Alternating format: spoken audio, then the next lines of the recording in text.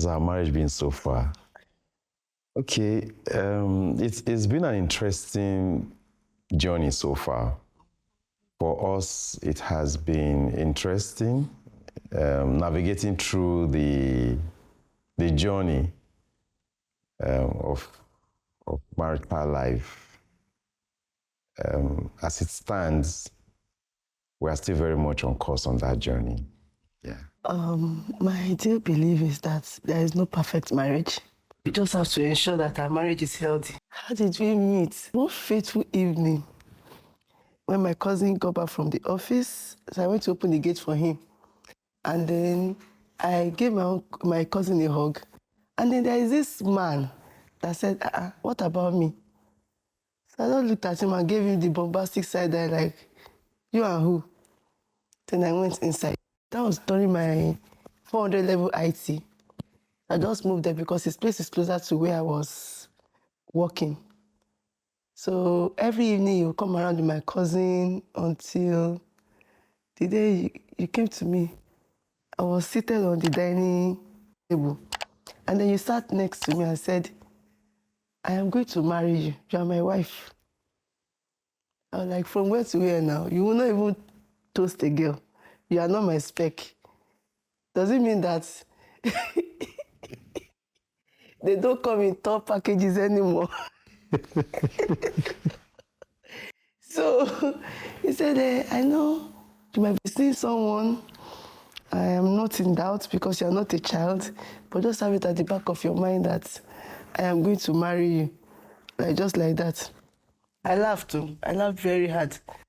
And the rest they say is history. This guy he grew on me. How did we meet? Your cousin was, her cousin was actually we're colleagues in the office. We worked in the same organization.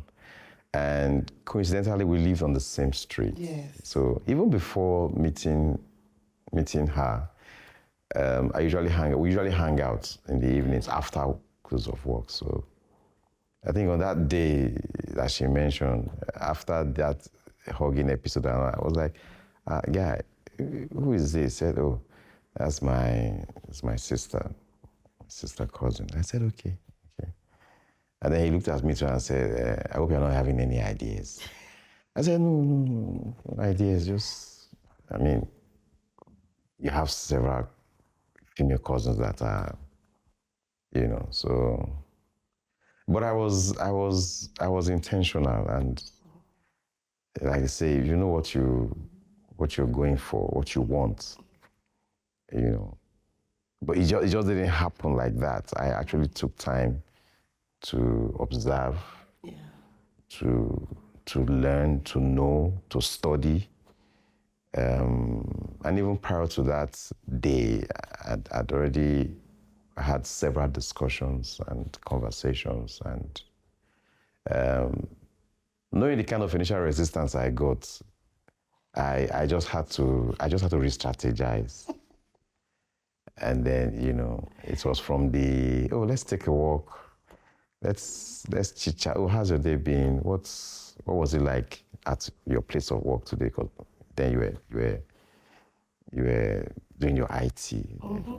So, and then the conversation began to evolve, into evening strolls, G's, hangouts. Yeah. I remember then there was this eatery then within the vicinity.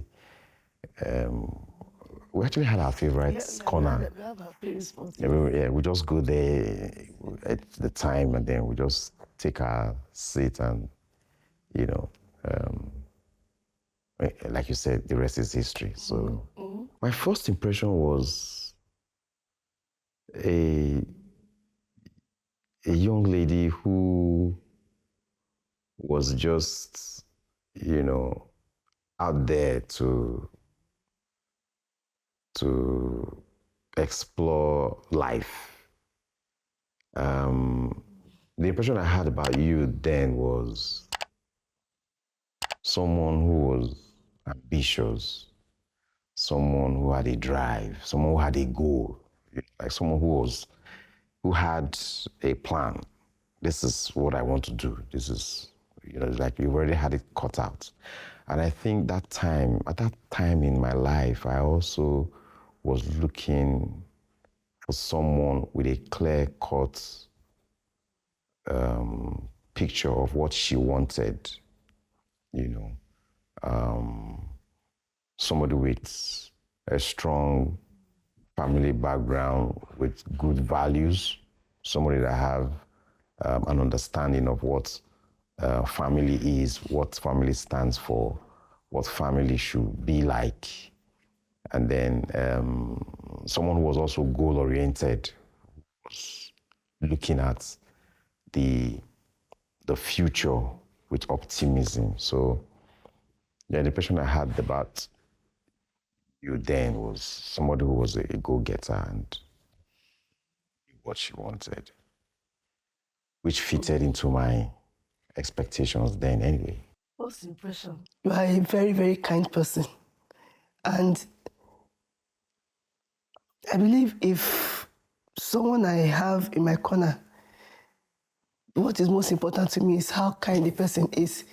Whether on good days or bad days, a kind person will always be a kind person. So that was your first impression, my first impression of you, that you're a kind person. Even before I now got to know you, move closer to actually see the other essence.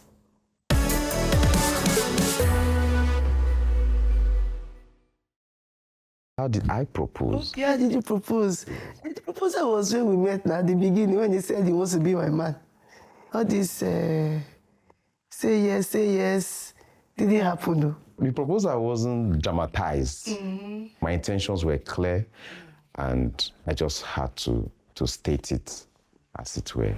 So that was how the proposal went. That was how the proposal went, so. What our wedding day was like. We went through the traditional rites. We did the traditional rites. Before the traditional rites, I actually gone to the registry just to fulfill all the legal and customary obligations before the wedding itself in church and before our families. I recall my wedding suit was in order. Just while I was for some reason, I don't know how, I said, let me just put on the pants, the trousers as it were.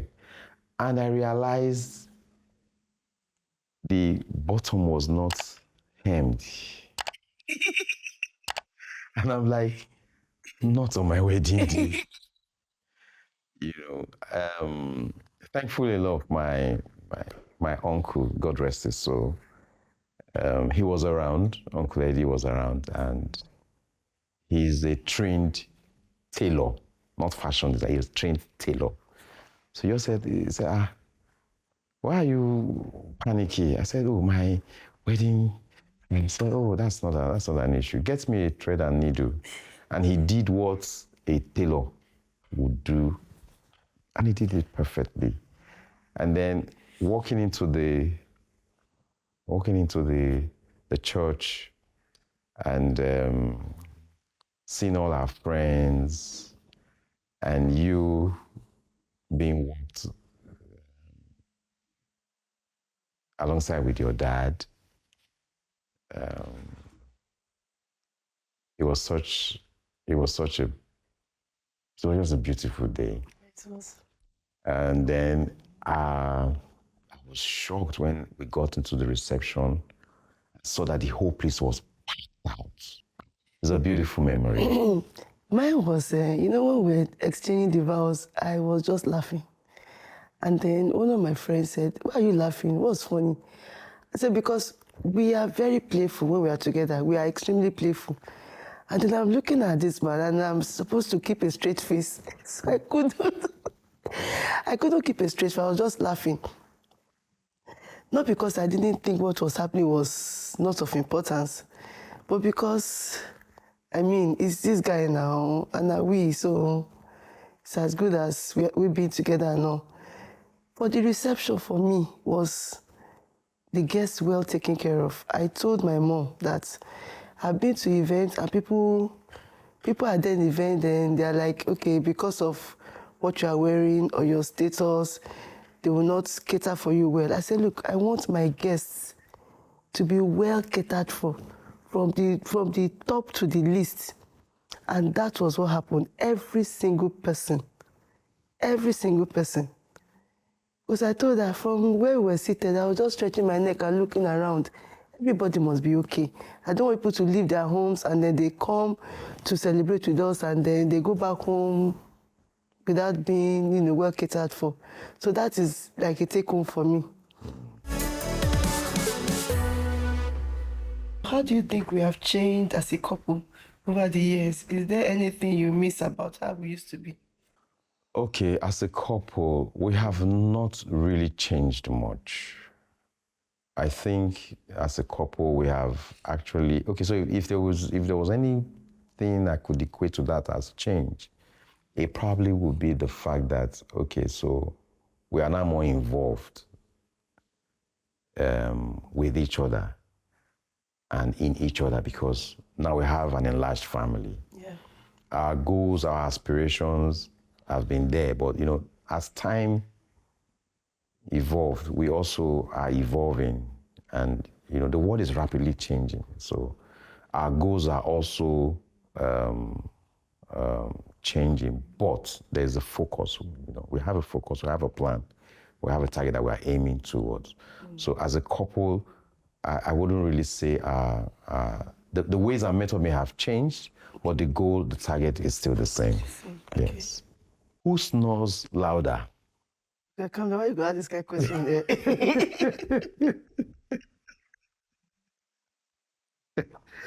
Who snores louder?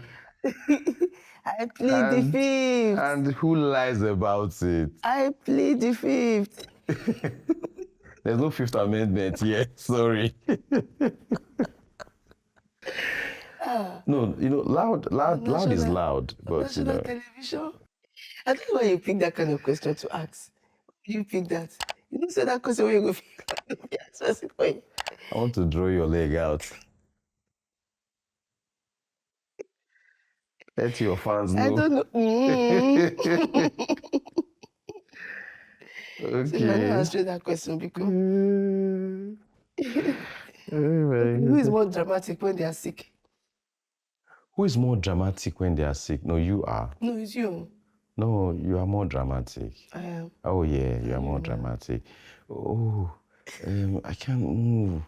Oh, my body aches. And no, when you are under the weather, you literally and practically can't do anything. So I practically switched to the housekeeping mode. Ensure that you are well taken care of, from your medication to what you eat. Then you start having cravings, and I have to start looking for ways to meet up with those cravings. You are very appreciative about it because you say, oh, thank you for taking good care of me. Thank you so much. And I'm like, so if I don't, who else will? This way. Yes, so that's... Who dances more randomly around the house? Yes. Who dances more?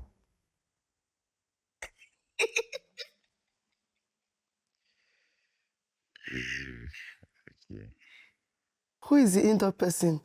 And what do they do to stop you from going out? You are the indoor person. You are the indoor person. And that's because mostly you work from home. You don't stop me from going out. In fact, if anything at all, you want to tag along. Except of course is business and maybe, but anything informal, family, leisure, of course when we travel together and all. So yeah, you don't stop me from going out. What are the things that have changed since the children came into the picture? Now we have to create time to be together. Unlike when the before the children came, we had all the time in the world. And then also our temperaments have been tested. When I say tested, not just tested, but stretched. Sometimes you get to a point, sometimes you just get to a point and then I'm like, for me, I'm like, I will be like almost wanting to scream out my head and even say some word, and I realize, if I were to ask this child this question, he'll probably tell me, hey, but you're my father now. But that's just the uniqueness of having children around. They will bring out this part of you that you never can tell that you have. What songs remind you of our early years together? Now, always and forever. And that's why. How does that song go really? So glad you made it. Look how far we've come to, baby. Might have took the long way. We knew we'd get there someday. They said, I bet they'll never make it. But just look at us holding on. We're still together, still going strong. Still the one I learned to. The only one I... No autograph, no autograph, no autograph.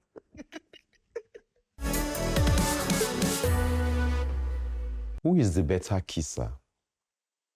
No lying, no. Me. That one a question, not me now. Yes, now. Are you sure? So all the ones I've not improved all these years. I think I will need to enroll in your school of kissing for is it, what do they call it? Physiology 101. Physiology 101. Okay. What is one sacrifice you have made for our marriage that I may not have fully appreciated? When the children were much younger, I actually jettisoned the option of traveling abroad then to be there for the children, because I wasn't really comfortable, first and foremost, even having house helps or domestic staffs around. Maybe because we didn't grow up with any, That's one. Then secondly, the children came in almost successively after one, next. And I had to leave paid job. And you were pursuing your career that time. So I was also juggling fatherhood, parenting, and then being a husband as well. I don't think then you fully or truly appreciated that. Not deliberately, because then you were focused on your career. Those early years, when the children were quite young, they needed the attention of at least one parent. And I took that challenge and said, okay, you know what? I'm going to be there for them. And for that purpose, I also had to learn more about parenting. I haven't been a parent before, right? I don't know what it is to be a parent. So I had my own parents, and I knew how I was parented. But I knew that this younger generation would need a different approach in parenting. And it just brings me to the earlier response where you said our parenting styles are different. So I don't think you fully appreciated it then, because of course your focus was, goal of climbing higher in your career at that point. Maybe I should have said it. Instead of just thinking, okay, you should know that the sacrifices you made then really did mean a lot.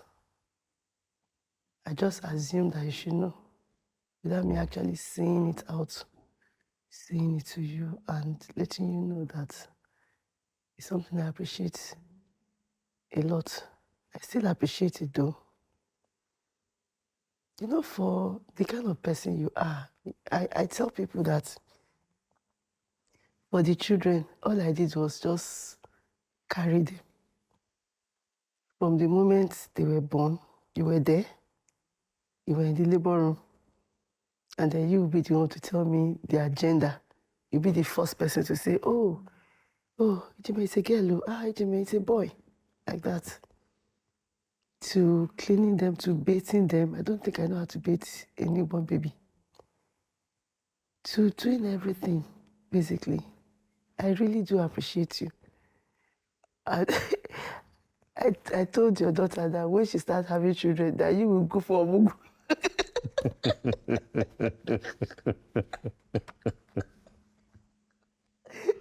So you already abdicated that responsibility to me. If there's one thing I could do to improve our relationship, what would it be? I think the way you address me when you're angry in front of the children.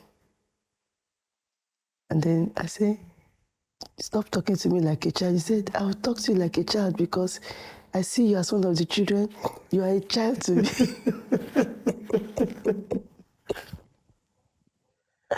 Okay. I think that because when you are addressing the children, and guy, I am like, how do I put this now? I am on the same page as you. I am with you on this. And then you just turn it around and be like, so the conversation have a way of everything packing and then you just don't fit here like. We are one of my children now. No, because that's why I tell those ones. I treat you like my baby too. Your adult baby. Adult baby, exactly. You're my adult baby. See, I want to be your adult baby. Yes. I am not my children's senior sister. No. when I treat you as my adult baby, they see the way I treat you. She's an adult, but she's also my baby. No, so they learn. No. Okay. The adult baby should be between you and I. Oh, really? I'll be their senior sister. Okay. I'm not a baby like them now. Okay. And then when you're addressing the children and I join you, I'll be like, hey, this. And then you tell us, say, it was you. Please. Okay, point taken. I would improve on that. Okay, so I'll do better. let me ask, what's one habit your spouse has that you have just given up trying to change? Organization. Okay. Okay. Organization. I believe in order. Yeah. But why I have seemingly given up on it, in quotes, is that I am amazed at how you are able to organize in a disorganized manner. Okay, so this is me. Like, okay, this thing has to be done like this, prim and proper. So if everything is in order, I can pick an item. Let's use an arranged place, for instance. This is where this item is supposed to be. So I can arrange my stuff in an order that I can easily figure out whatever it is that I need. For you, it could just be anywhere, anyhow. But you know where to go and get it. So for me, God. I have given up. I have just accepted it as, you know what, this is the uniqueness of this individual, and then respect it.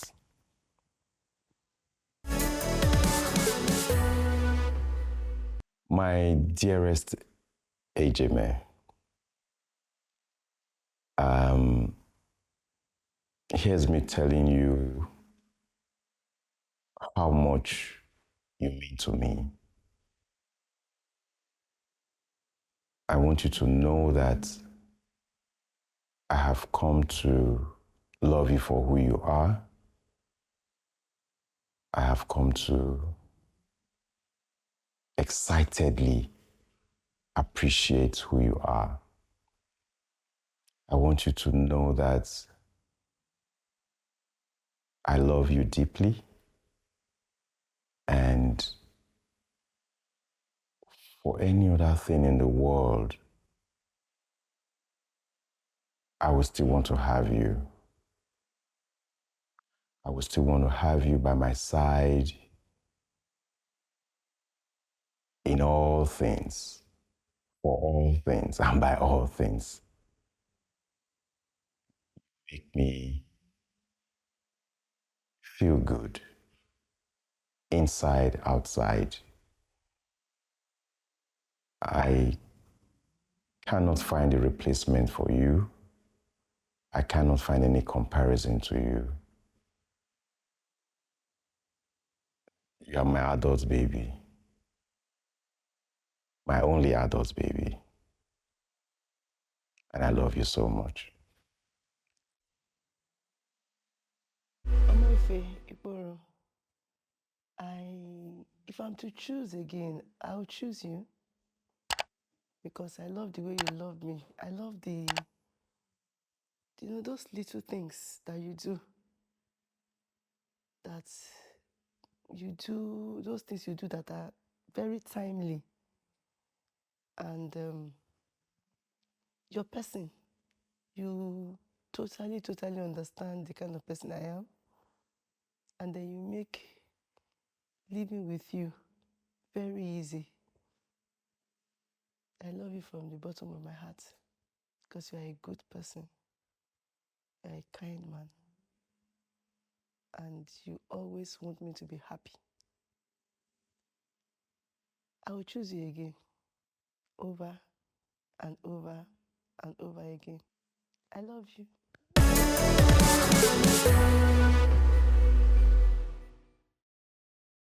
My name is Ife Ikporo. My name is Julie Ikporo. Love this scent like citrus. I love you, Die. and this is 5 years after.